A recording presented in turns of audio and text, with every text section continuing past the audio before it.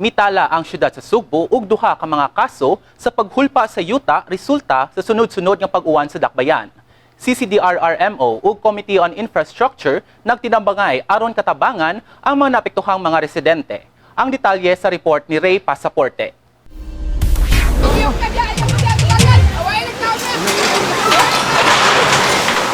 Dinhi sa Asnar Gym sa Barangay Sampag 2, Syudad sa Sugbo, temporaryong gipahiluna ang 6 ka pamilya o 39 ka individual nga napiktuhan sa pagdahili sa riprap nga ilang gipuy-an niadtong Martes sa hapon atol sa pagpunok sa kusog nga uwan nga miresulta sa pagtaas sa tubig baha. Matud pa sa tinugyanan sa Department of Social Welfare and Services kun DSWS sagad sa 6 ka pamilya nga gipabakwit dinhi. Niipon og puyo sa ilang mga kabanay diha rasab sa Naisgutang Barangay. Ang labaw sa Cebu City Disaster Office nga si Harold Alcontin nga nahinabi ning tigbalita pinagi sa cellphone miingon nga atol sa iyang pagbisita sa lugar na matikda na niya nga unstable ang sitwasyon sa atpang sa sapa apan wa sila makahimo pag-clear sa area gumikan sa sitwasyon sa dagan sa panahon. Natanaw sa nato sir nga karaan na po kayo ang mga riprap diha. Wa na day mga fixtures ba mga kanang mutag mga cracks na daan na pag bulog sa tubig dako kayo dito wano nga naigo gid dayon niya at namatay barangay responder sa Sabagdos so sila may evacuate. Unang gipabakwit nila ang nagpuyo sa upat ka panimay kailang na panglantawan nga namiligro. Rekomendasyon sa CCDRRMO nga dili na gyud nila pabalikon pagpuyo ang maong mga pamilya labi na tungod sa nakita nila sa sitwasyon nga delikado na kaayo. Tungod sa programa ni Mayor o sa gubat sa baha nga trimiterismen, pakita na itong sitwasyon na delikado gyud kayo basta sa trimiterismen. Atong city disaster may recommended for balik sa ilahang barangay office to.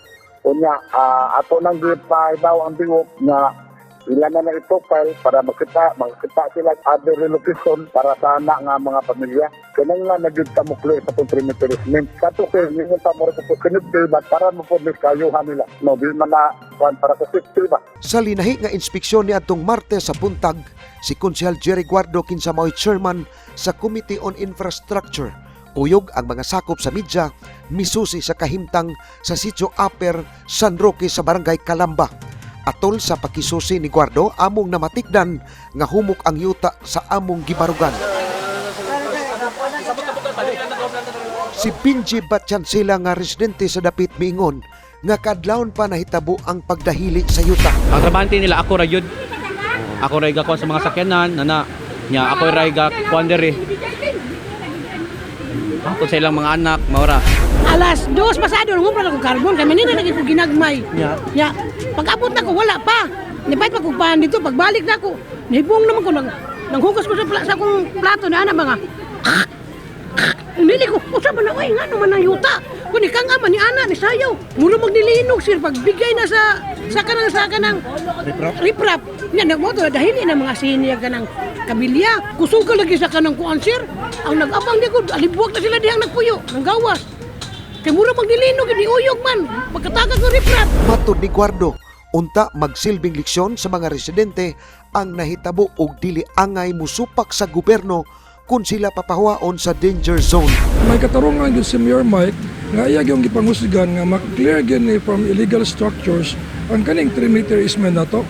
Kay tanawa kasi na magtuo nga diretso lang kahagsa kahulpa no nga kuan nga ligon kayo ang pundasyon sa riprap wall but actually loose na kayo ang soil ang yuta nila ba so dili na kayo nga nga kuan ang pundasyon so mo na nga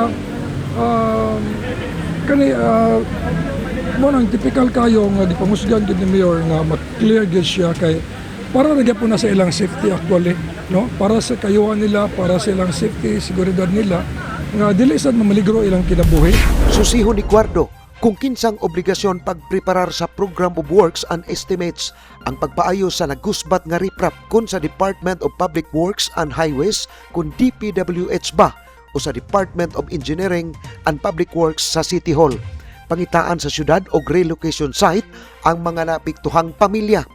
Og niadto lang Miyerkules, gipahibaw ni Sambag 2 Kapitan Ryan Asnar nga gideklarar na ubos sa state of calamity ang iyang barangay diin magamit na nila ang kapin sa 200,000 pesos nga pondo. We're just waiting for the office of Konsehal Jerry Guardo kung unsa gi matabang sa DEPW through the mayor, through Mayor Mike Rama. Kaya ang importante na nga matemporary nga maayo na nato kay kun dili gani ang yuta sa ilaw nagsigig kabasa. Kaya na naman ang tubig yan kung magsiguan basig mas musamot kada kwanda. Si Asnar nagkanayon nga nakig-alayo na sila sa Commission on Election kun COMELEC bahin sa pundo nga ilang gamiton tungod kay natunong man nga election period karon apan alang kaniya nagkinahanglan usab kini dinali ang pagtagad ang problema sa maong dapit. We already wrote a communication to the COMELEC North District Officer also para to clarify things. Pwede ba? Gawas sa Kalamba, kisusisab nilang Jerry Guardo ang barangay Busay di inakankan ang yuta sa maong dapit resulta gihapon sa siging pag-uwan. 2020 na notisa na nato siya og violation no. Then sa pagkakaron ato sad na siya notisan balik og dangerous or ruinous structure kay delikado gyud nga magpuyo pa siya dira kay ang atong soil mo erode gyud siya. Kanara usa siya ra usa nga balay. Ang kuan sa DPWH ila man ning kuanan o kuan kanang slope protection. Dito sad ang dito nga portion og diri ila na ning nakita. Kini ang balita. Ray Pasaporte, Cebu City News.